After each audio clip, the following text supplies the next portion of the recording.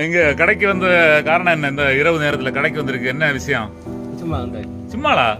சும்மா ராத்திரி வரக்கூடாது. ஏன்னா இங்க துஷ்ட ஆவிகள் பேய்கள் எல்லாம் நடமாடக்கூடிய நேரம்.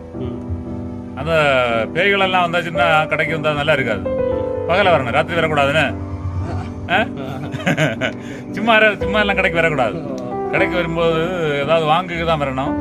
ஏன்னா இரவு நேரத்துல பேய்கள் எல்லாம் பேரா பேரா ஓடிடணும்.